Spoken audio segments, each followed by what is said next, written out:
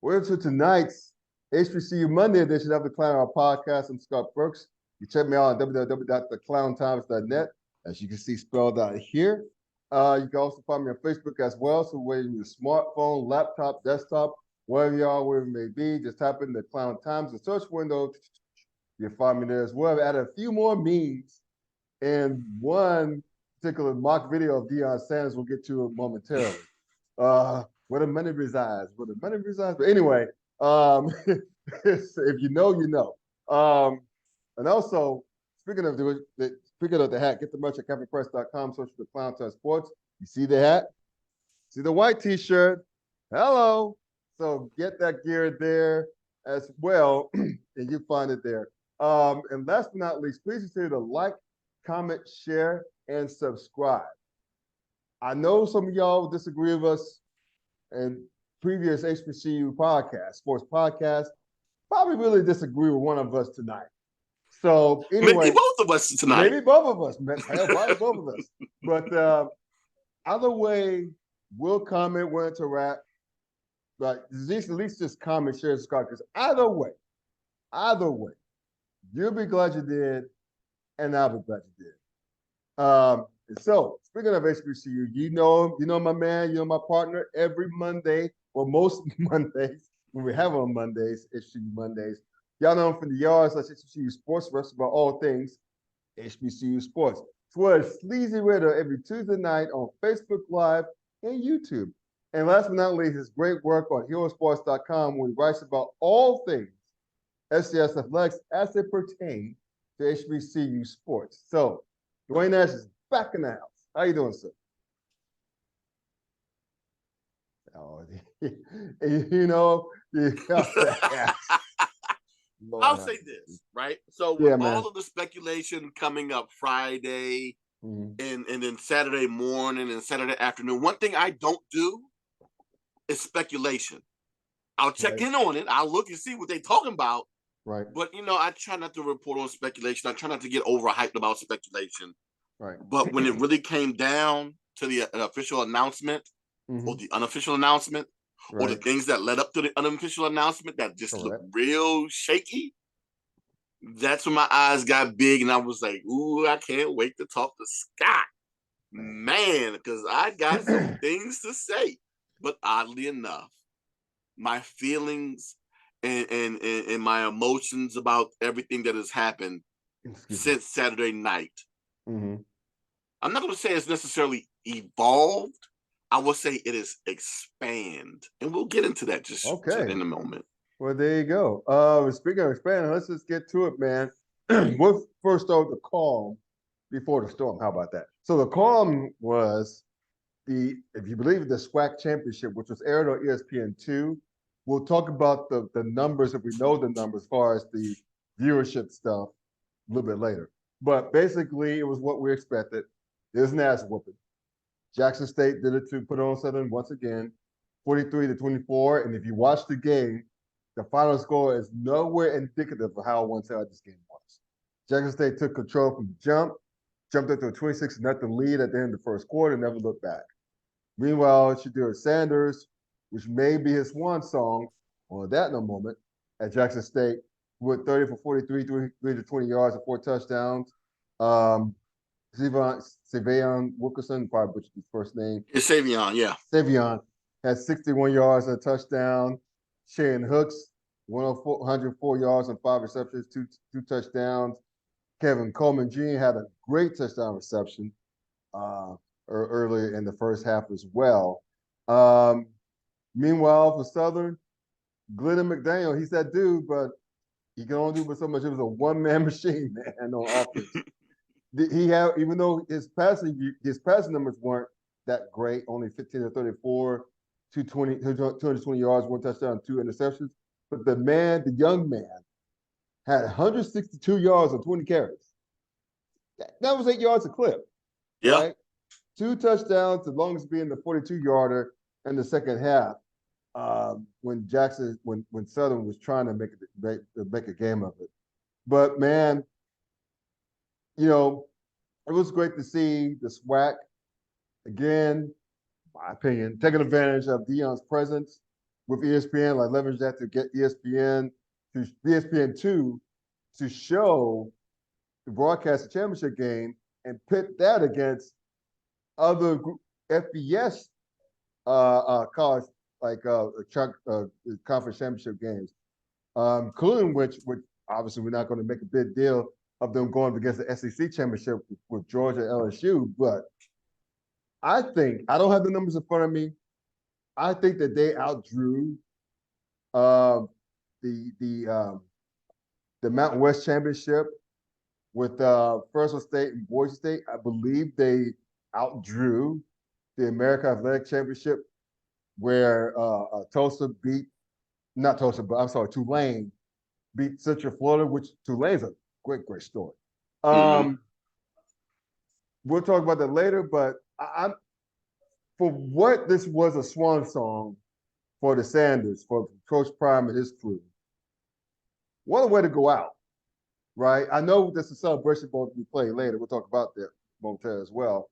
But to have your championship game, the fact that the SWAC has championship game on ESPN2, FCS level now, on ESPN2, not ESPN3 or ESPN Plus, ESPN freaking 2, the same time slot as the American, which they're both ESPN properties, but whatever. And the Mountain West Championship, I mean, that just goes to show how far the SWAC has come, really, if we want to accentuate the positive. But basically, it was great to see the crowd. It was over a sellout. It was over 44,000 folks there, which again is great FCS championship game. So, conference championship game. So, seeing all that there, man, do you think if there's going to be a drop off, how bad of a drop off do you think it would be for the popularity of the SWAC to be on this platform, ESPN2, where it's going to be post Coach Prime in the years to come? That's a wonderful question. That's something that we'll have to wait and see. Mm-hmm. But I think it probably will be a big drop off unless another HBCU within the SWAC or the MEAC comes out and proves themselves to be extremely dominant, because the spectacle that is Deion Sanders is no longer there at Jackson State. Now, to your point, with the exception of the spring 2020 season, but there was probably a little hope there that Jackson State would make it there that year, which of course is spring 2021 season, which of course was Deion's first season, right? There was probably some thought that Jackson State might make it, or some hope that Jackson State might make it to that game. But that game was also on ESPN2. It was the games prior, probably about maybe 3 or 4 of the championship games prior to that were on ESPNU. So it was always on the family of ESPNs. Now, depending upon what your feelings are between 2 and U, and my guess is that you have more exposure with 2 than you do with U. But I'll also say this, with people moving over to streaming, how much does that necessarily matter now? Sure. With everyone dealing with, your Hulus and your Disney Pluses, if you have those, you have both. Right. So it's not like you're limited to either one. But to your point, there's a belief system that getting to the deuce is a thing. And if you can get to the mothership, that's even better. And we've only seen that happen once. And of course, that was attached to Deion Sanders. But, with him no longer being there, it's going to be tough. It will be tough. But again, it has to be someone, because with Tariq Cohen was that player that was getting a lot of shine on ESPNU and every once in a while on the deuce. But yeah, you're going to have that lightning strike again in either conference in order for that to happen again. But my thing is, how much does it necessarily matter? Well, no, it matters, because as I've always said before, it's not necessarily just getting the eyes that are traditionally on a product watching it. It's getting those eyes that don't traditionally watch the product to watch it. And a lot of times they're more comfortable going to ESPN family networks. Yeah, I agree with that. And by the way, I mentioned attendance earlier. They had over 53,000. Yeah. Of course they did. 53,754. I mean, the thing is, even before Deion arrived, mm-hmm. the SWAC didn't really have a problem with attendance, right? No. They led FCS, all of FCS in attendance as a conference. And if you look at the numbers, it's not even close. No. It's not even close. And this year, with Jackson State leading the way in attendance individually, the last couple of seasons, it wasn't even really any close. Even with the likes of North Dakota State, and the other FCS powers. But man, I'll say this, man, before we get to this next topic, the celebration. Well, we'll talk about Celebration Bowl like in a little bit. But that scene, remember that scene where Coach Prime and the athletic director for Jackson State were on the sidelines with arm around each other? Mm-hmm. And I remember Jay Walker, he was holding out hope that he would come back, but as soon as he saw that, he's like, oh man, it's over. It's like because the way they looked with arms around each other mutually and like with mutual love, they were looking out there. You could imagine the conversation or the thought of it like, look at what we created. Look at what we created here in this basket. Man, that final time. It could have been a litany of things, but the thing that I don't know if you saw, and most of the viewers probably saw it because it was a video that leaked on social media, was the post-game trophy awarding, where you could see, first, I forget her name, Deion's significant other. Oh, Babyface's ex. Yes. Tracy Evans. Tracy, there you go. Yeah, we talks to Tracy, says something to her, gives her a hug, sends her on her way. But at the time, Ashley Robinson, after the director for Alabama, I'm about to say Alabama State. I'm sorry. I literally have Alabama State on the mind. For Jackson State, off to the side and off to the distance. And you can see Deion's mouth. You can see his lips mouthing, hurry up, hurry up, hurry up. And he's motioning his fingers like this. And while he's doing this, you can kind of see a little disdain on Ashley Robinson's face. And you can also see a little disdain on Commissioner McClellan's face as well. If you didn't know before, you probably got an inkling then with all of the rumors that had leaked out that there was going to be a private jet leaving Jackson heading to Boulder, Colorado sometime after the game. And that's probably what he was motioning towards. But we'll get to that a little bit later. Mm-hmm. You talk about how he was sucking everything in. That could have been the case. But I know that at the same time, he was ready to get out of there. And oddly enough, it was at home, which I understand what he had planned, but it just didn't sit well for him for me at least, to see him rush through that. And I agree with you on that. I mean, look, you spent the better half of 3 years with these young men, with the commissioner, and more so with the AD. We stick your ass around for the presentation, because that's not only that it honors the work, the job that the kids have done. That pretty much honors your own blood, sweat, and tears that you put into it. That was his work and the coaching staffs. So why not stick around? Because that's Galway's not going anywhere. You think they were going to pull an offer from the table from Deion Sanders? They ain't stupid. They may suck at football, but they ain't stupid. So I mean, the jet would have still been there, and it's just not a good look. No. Look, we might as well get into it. I know people were talking about Coach Sanders, like his leaving for Colorado State job. I can't find the financials in front of me right now, but I'll probably find it in a little bit. I think it's 5 years annually, but I don't remember exactly how long the contract is for. Okay. Oh, would you be $5 million annually? Yeah. Okay, $5 million annually. Yeah. I just wish that he would have stayed around, because what's going to happen is if he up and leave in the middle of the night, so to speak, the season ain't over yet. You still got to play this thing called the Celebration Bowl. And you got a great team a damn good team on the other side of the field in North Carolina Central that's one to knock your block off. And frankly, I don't know about you, I anticipate an ass whooping by Central. I don't think Jackson's going to be those young men that Jackson's going to be interested. I don't think they're going to be as engaged. Maybe there's a slight thought in me that they may try to show that they could do it without Coach Prime, but I'm thinking that they're the flair that their coach, many of whom like the recruits just signed up for just to play for Coach Prime.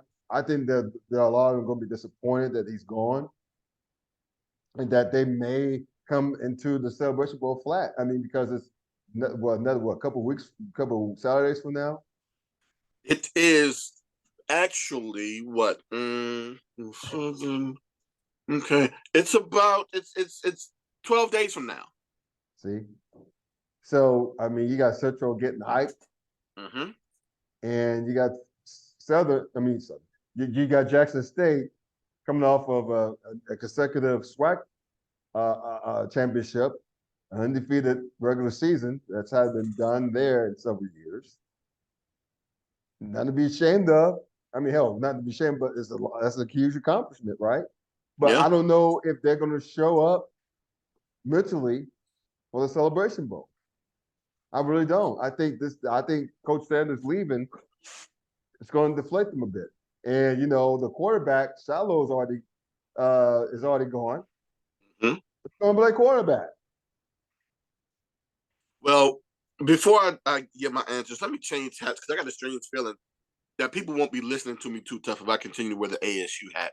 That's no disrespect to ASU, but I know that people out of Jackson, Mississippi may be a little sensitive to that Hornet. So let me go ahead and change caps first and foremost. But to your point, the question was asked because, of course, there was speculation last Monday on what job he would be taking between Colorado, Cincinnati, and South Florida. And with all that speculation swirling, the question was asked, well, first off, how is he handling the situation? And then it was asked, how would his players be handling the situation? He, of course, said that, I'm Deion Sanders. I've been dealing with this type of stress, this type of attention for most of my life. This is nothing to me. I can handle this. My players aren't even thinking about it. And there was some speculation that the players would go into Saturday with an unfocused mindset and probably end up losing to Southern. We saw how that ended, right? With a beatdown.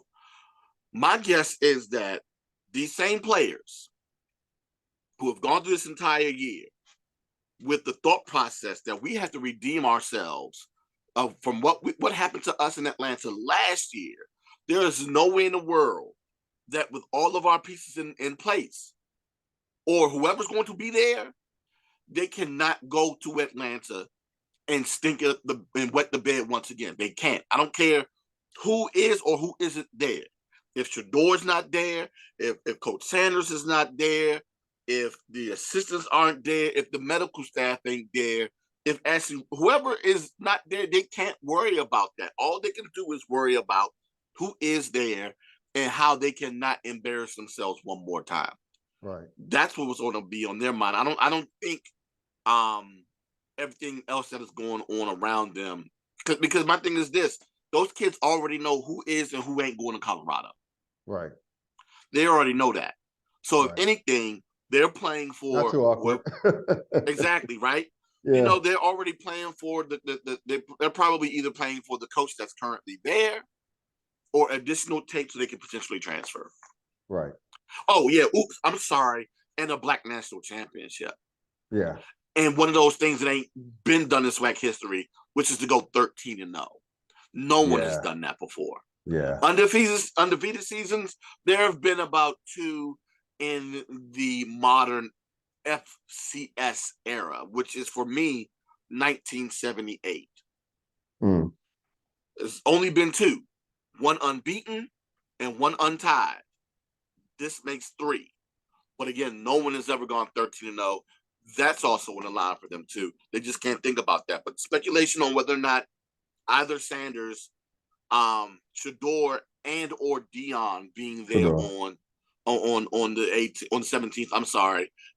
It's still up in the air. First it was he's not. Then he is going to be there. Then now again it's not. So I won't know until I get to Atlanta on Wednesday of that week on who's going to be coaching and who's going to be the quarterback for Jackson State.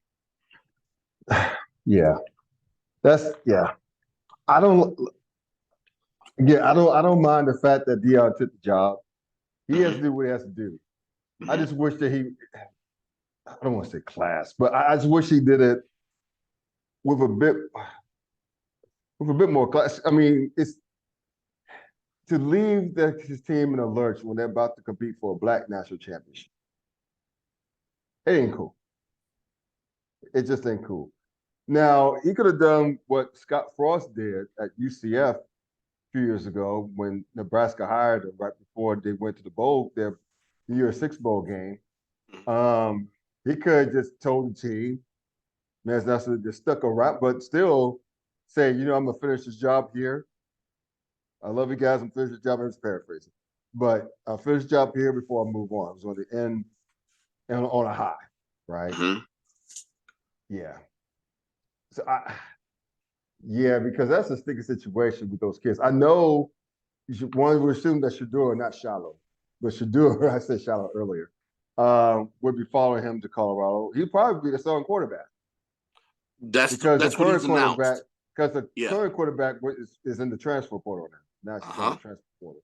Yeah. And one would assume that Travis Hunter would be following him to Colorado. One would assume, right? Maybe Kevin Coleman Jr. I don't know. Maybe probably some of those guys. Did you see his introductory speech with the players?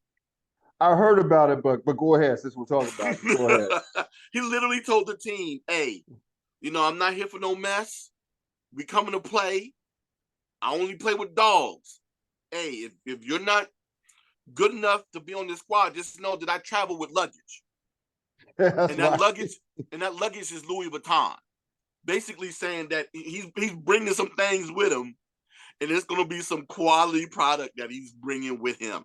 And again, if you're taking that for face value, he's talking about potentially Shador, Travis Hunter. Coleman, like you said, the other receiver, Dallas, Travis Hunter, of course, and potentially Aubrey Miller. So there's a lot of talent on that Jackson State team. The report is there's about maybe 10 guys that he may be bringing along with him. Mm-hmm.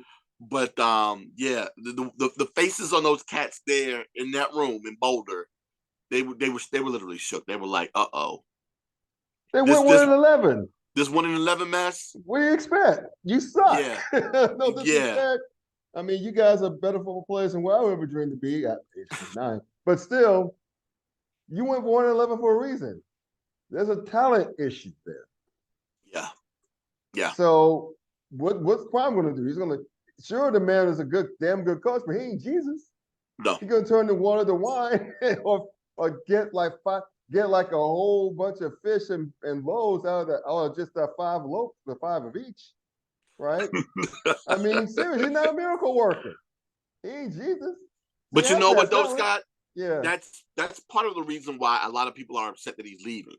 They were expecting Prime to come into to Jackson State and create miracles. Right. Came pretty close. Pretty close. But it doesn't help with a lot of the statements that he made when he was hired to the time in which he left. That gave people this hope that he was going to come in and provoke change. Matter of fact, provoke change is the actual statement that he said in terms of once he was hired that he was planning to do when he got to Jackson. And when you hear those things, like, but these are some of the things he said while he was hired. But the day of his hiring introduction, Sure. You know, first and foremost, is proud to stand before my people. You know, God led me here, not man. I believe that all people that you know, well, I believe that all the people that you know with a child that has D1 or Power 5 potential can now choose Jackson State.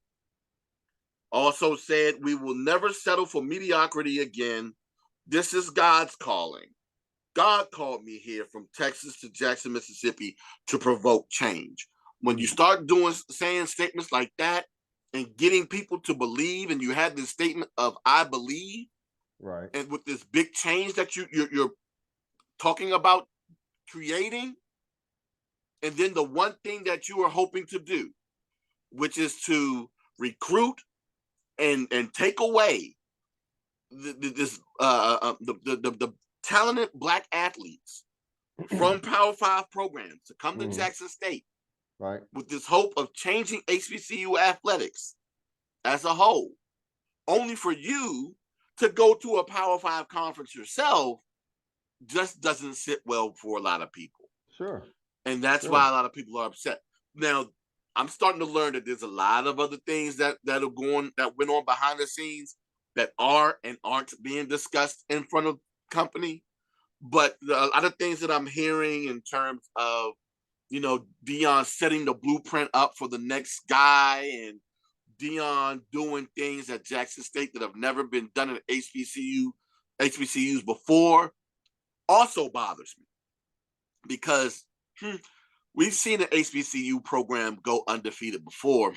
We just saw that happen back in 2017 in North Carolina A&T. And also, don't forget, they beat a quality FCS program and an FBS program on their road to go undefeated and win a Celebration Bowl. Something that Jackson State did not do. Yes, that was a purposeful jab. I know that. I'm sorry. Go ahead, Scott. No. I'm just. I want you to finish because you were flooring. Okay. But it spurred a point that I was going to introduce when you finish. But I'll let you finish. Oh yeah, and then you also, thank you. But you talk about the blueprint that he created. You also have to understand that there's only one person that's going to be capable of invoking said blueprint, and that is Deion Sanders. I don't care who you are. You know, you might be able to get another pro athlete in there to do it, but that's hoping that pro athlete will be willing to come to an HBCU. That's what I was going to say. That's what I was going to say, because he's the unicorn. Yes, you're absolutely right, brother. Yes, our beloved Aggies did the undefeated thing. Our beloved Aggies beat like an FBS program on the road. And that same coach, some of them now run me my money. Yeah. Bring me my money. Yeah. So that's what. That's even the things that are angering me. But even from that,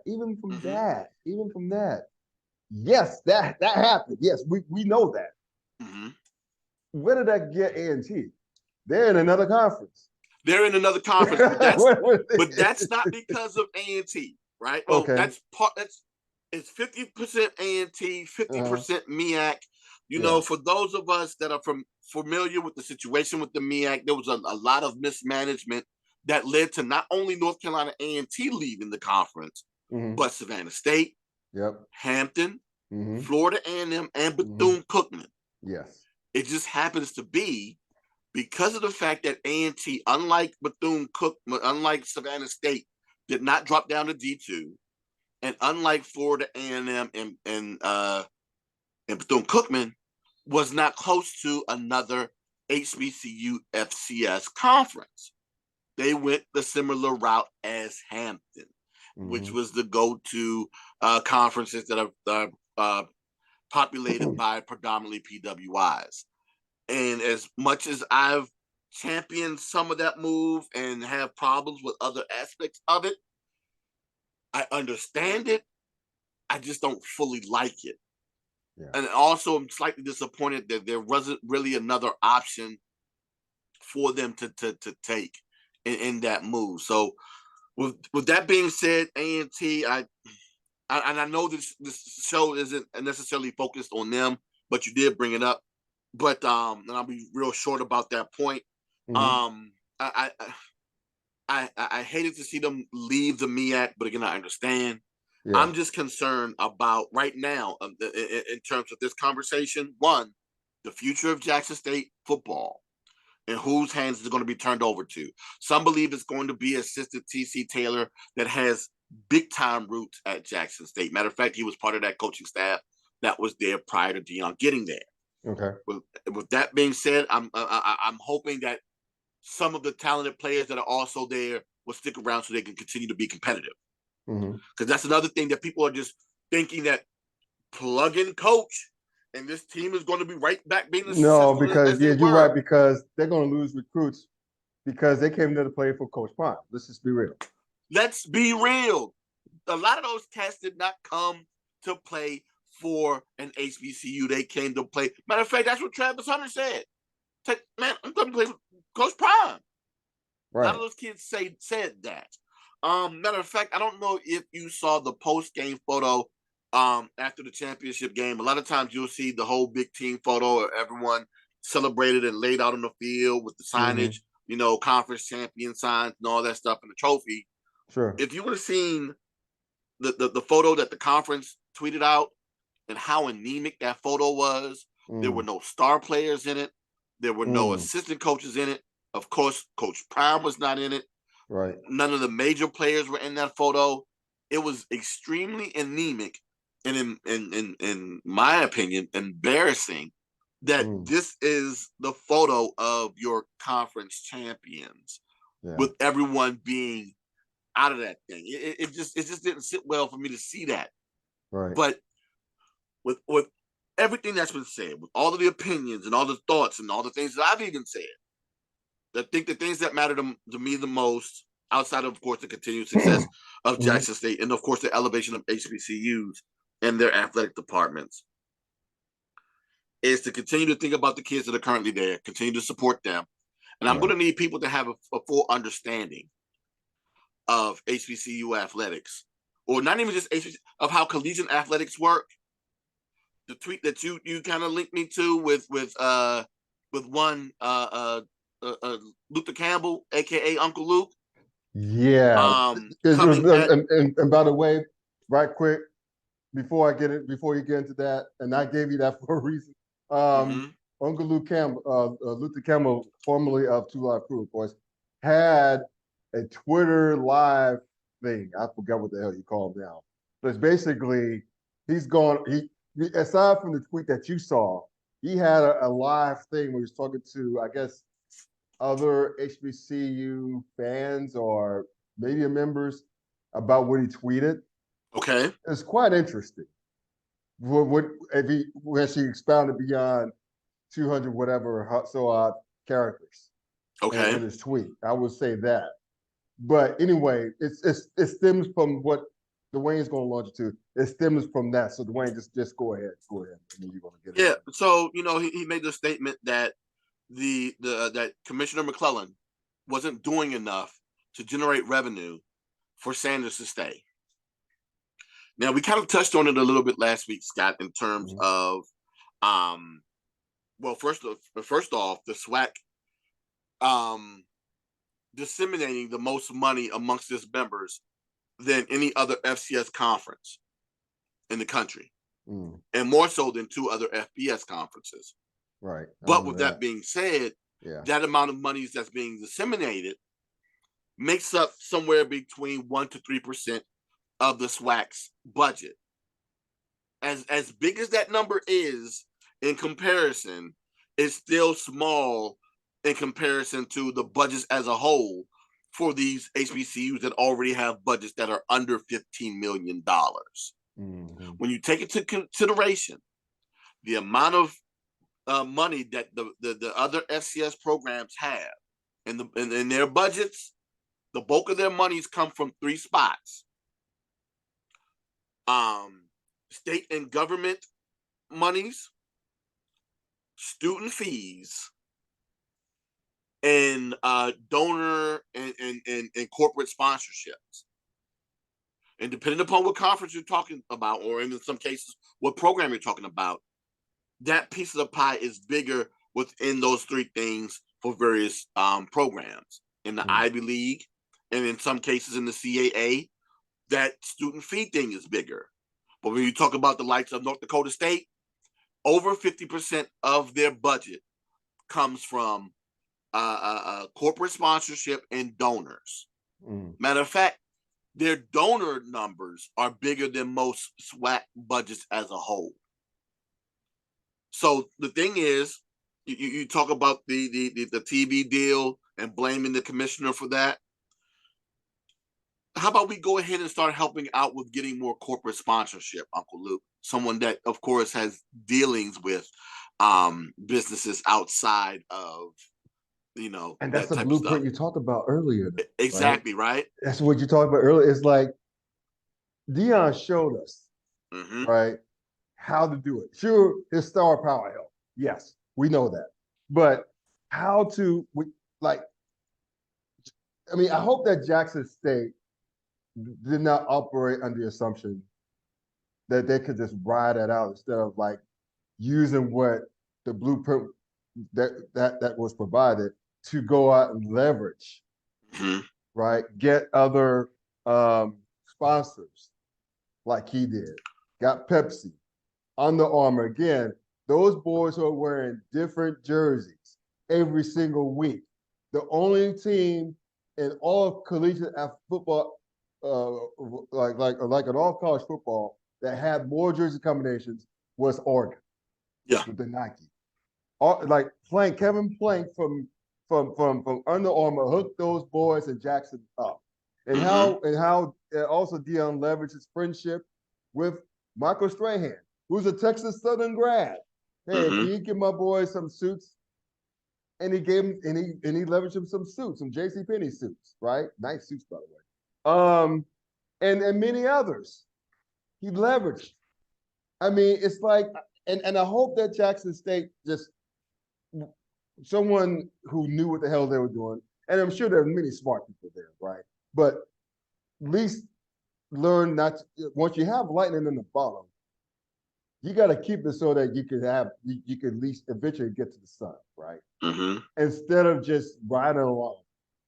It's just riding that wave and assuming that he's going to be there for 5, 6, 7, 8 years. Because if they don't use that blueprint, then what the hell were they doing? And that was my concern during the past 2.5 years. A lot of things that I kept saying.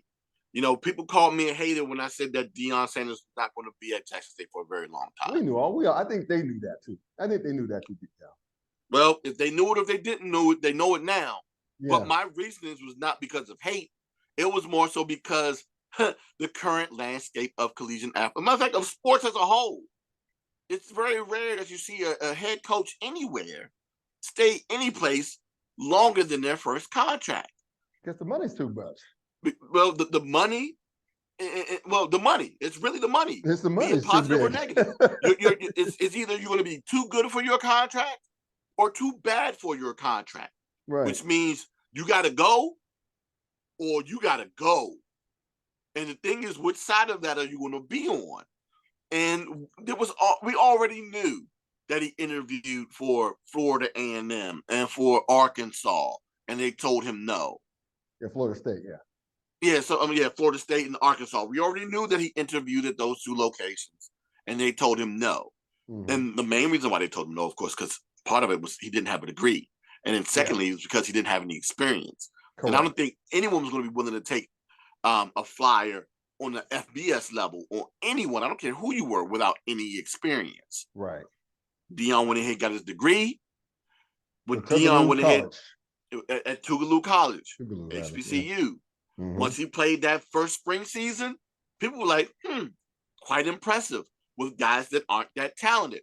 Maybe we should start thinking about bringing him to an FBS program because he can recruit. Then he started getting better. Had that year last year where he went 11-2, and then of course this year where he went 12-0.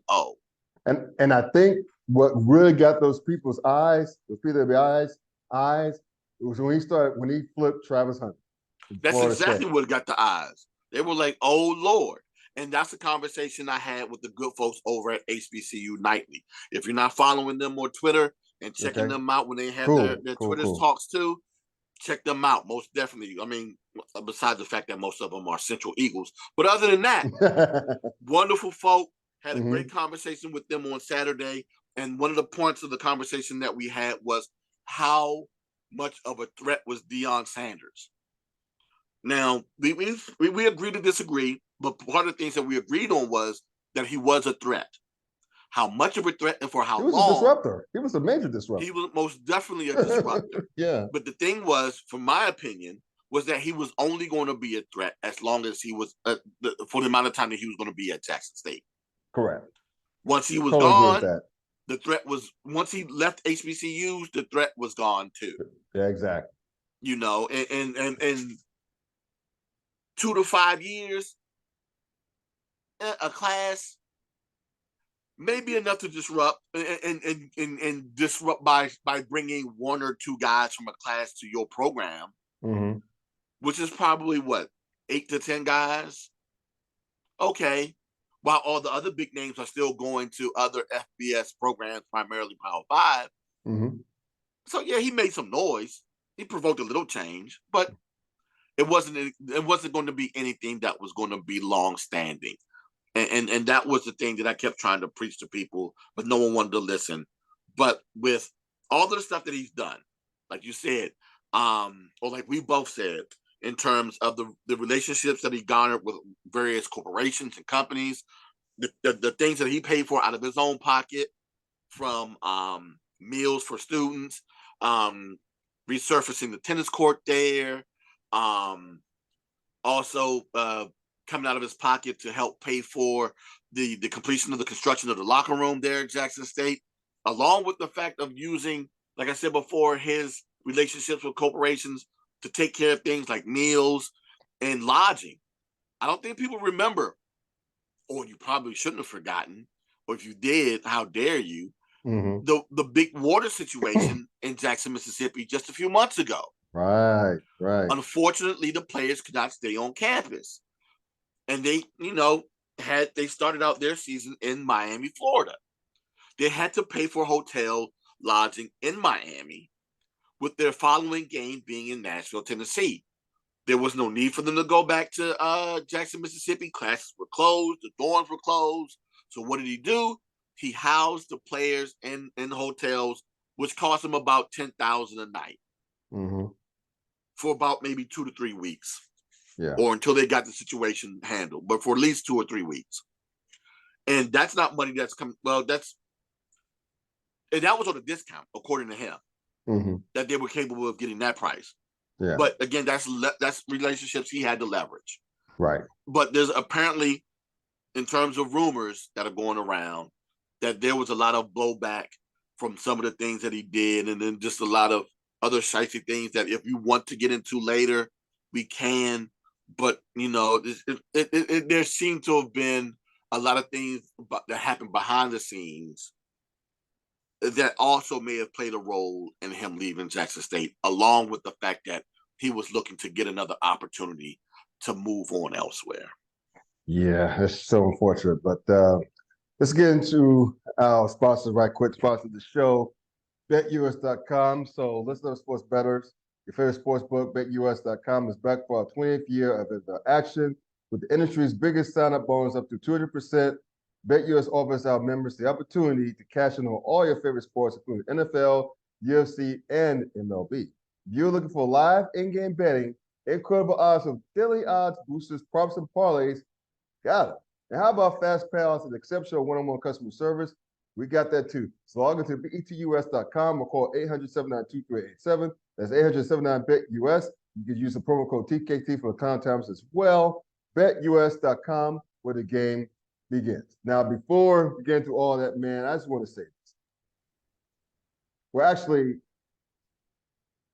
yeah. Let me just say this right quick, man, because this is concerning to me. Seeing this all go down as a graduate of HBCU and as a Black man.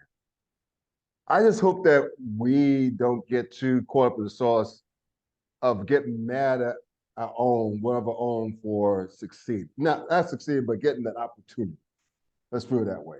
Because you mentioned the likes of Eddie Robinson, the great Grambling coach. And there was a great coach that was at Jackson State. I forget his name.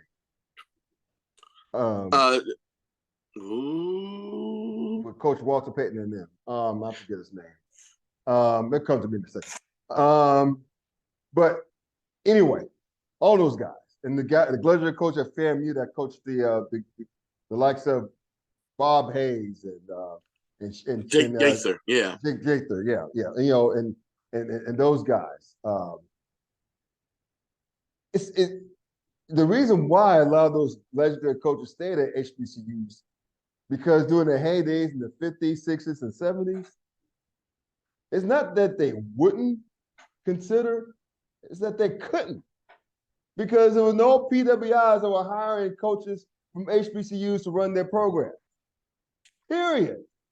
No. Not in them days. And hell, this is an issue of hiring Black coaches now. It is. In 2022. So you can imagine those days, they couldn't do it. Not to say that they would, but even if they wanted to, they could not. So that's a bad argument there. And number two, it's rare to see a Black. Look, I know it's Deion Sanders still, but the point is, even though it's Coach Prime, for a Black coach to have options, to be able to choose from said options.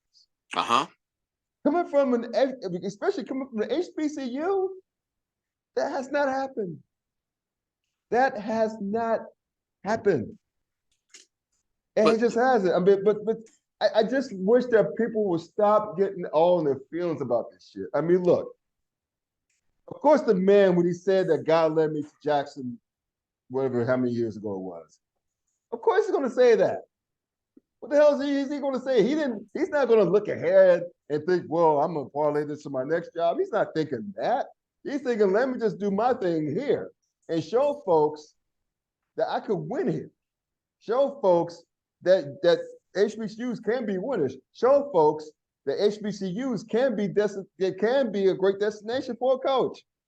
Show the rest of the world the value in the HBCU of lecture. Sure, look, I know people are sensitive about that because they talk about other guys who try to do the same thing at least, but they weren't unicorns. I mean, let's just keep it a buck here.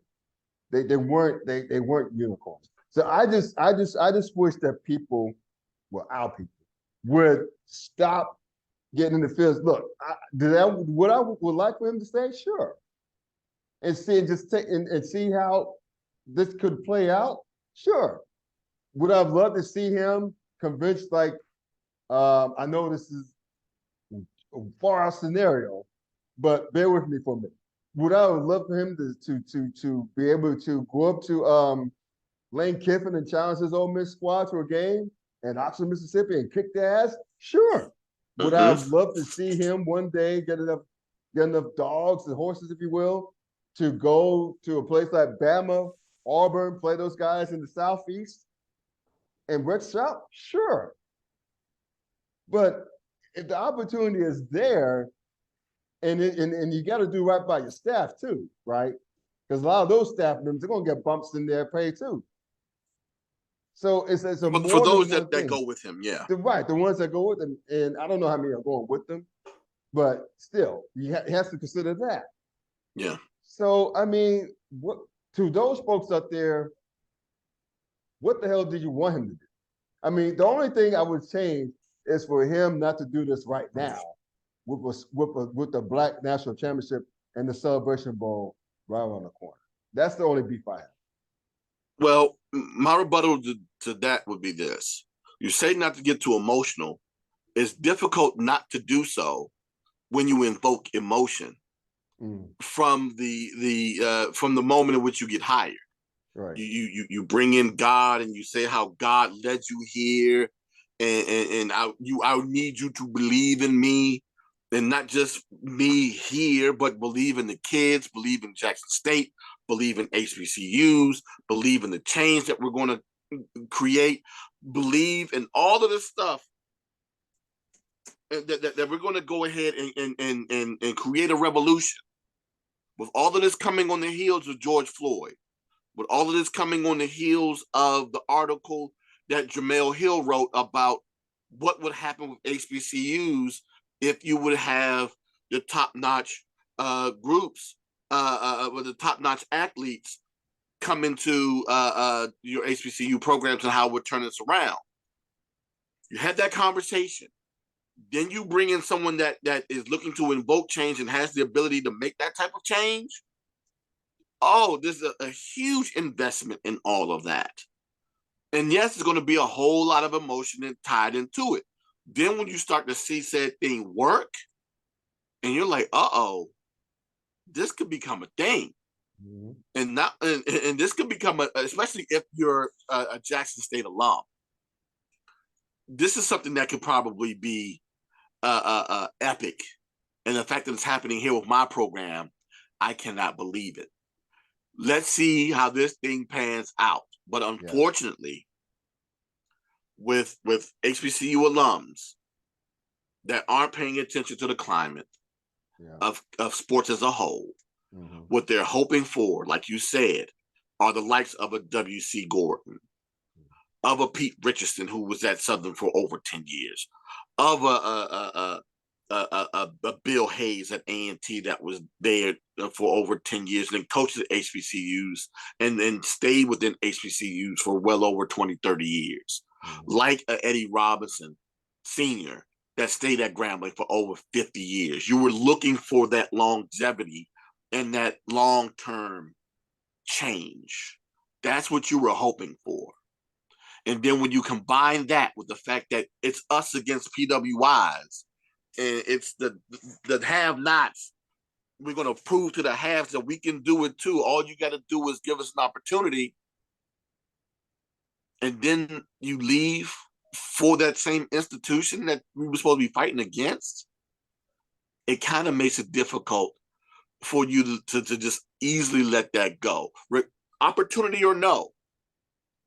And I will also say that if it was another head coach, they wouldn't have been as upset. Or if Prime would have came in and probably not would have evoked that type of feeling with that fan base as a whole anyway. If that would have never happened, you know, we probably wouldn't be having this emotion right now. Well, not we, but collectively. Sure, yeah. But the thing is, again, God, people say it's so hard to turn down that type of money because HBCU coaches don't get that opportunity. In the last 30 years, you're right. There have only been 2 HBCU head coaches that have gone on to coach FCS programs. I'm sorry, FCS HBCUs that have gone on to coach FBS programs. That's Jay Hobson, that used to be at Alcorn State, that moved on to be the head man at Southern Miss, who is now an assistant at Mississippi State. Okay. And of course, Deion Sanders. Can you guess what the difference is between those 2 guys and everybody else is? Is that name recognition? Well, one, Jay Hobson is a white guy. Oh, there you go. So that's one, right? Yeah. And 2, Deion Sanders is Deion Sanders. Right. So in essence, you kind of have 2 unicorns that go on to take these FBS positions. Because how often do you see a white head coach at an HBCU? It's very rare. Right. And how many times do you get an NFL Hall of Famer to come back and with coach? That charisma. Yeah, with that charisma. Charisma or no? How many NFL Hall of Famers have come back to be an HBCU head coach? That's a one of one. Right. That's a one of one. So and then you add on that charisma, and then when he showed after a year that he has the capabilities of maybe not necessarily coaching, because there are a lot of people that are now saying, "Oh my God, his coaching prowess." Can we be realistic here? He is truthfully what 2 and 2 out of conference. He is 3 and 2 with one of those wins. 4 and 2. 5 and 2. He's 5 and 2 out of conference. 2 of those wins are Tennessee State. One of those wins is Edward Waters. And then, of course, Campbell. And who is that other win? I forget who that other win is. But, yeah, he's like 4 or 5 wins out of conference. And then, of course, the other one is the Delta State. Those are the 5 wins out of conference. Okay. Those losses, South Carolina State, and of course, University of Louisiana Monroe.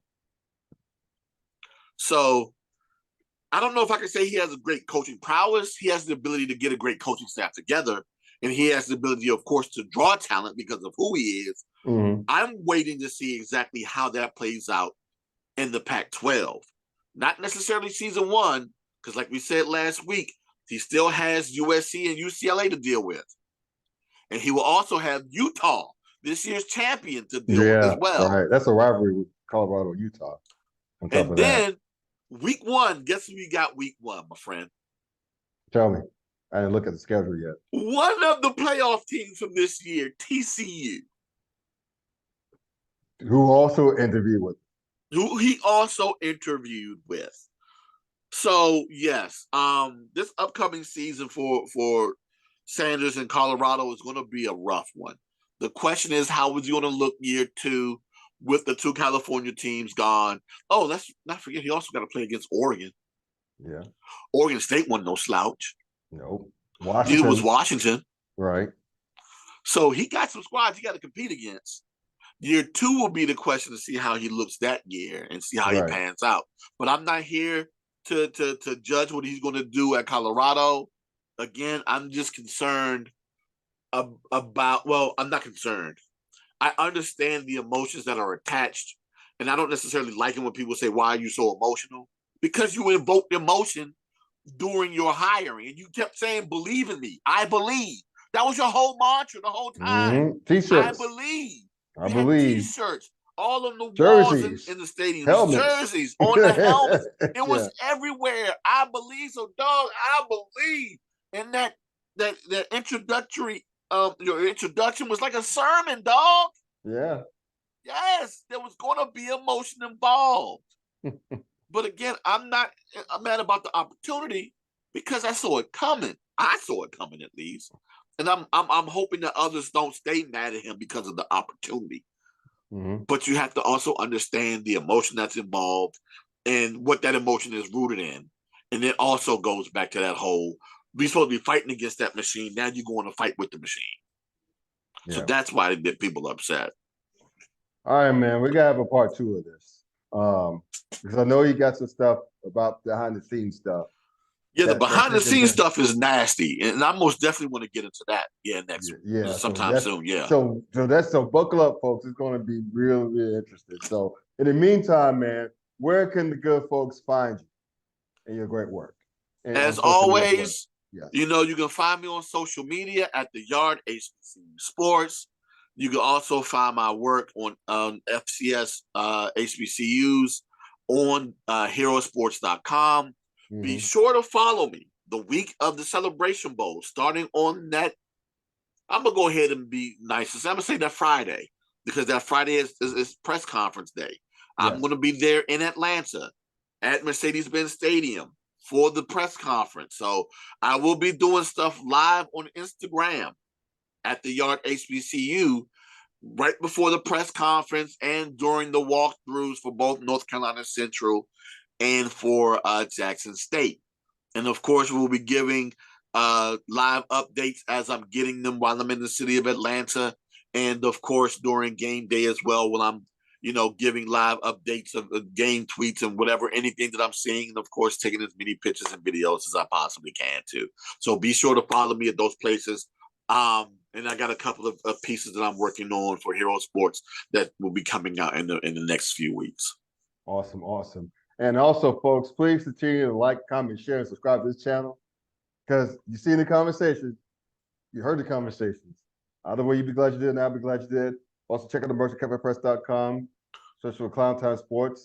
My sports blog, www.theklowntimes.net. That's Klown spelled with K. All those links to my stuff and his stuff, my co-host stuff, will be in the description under this video on YouTube.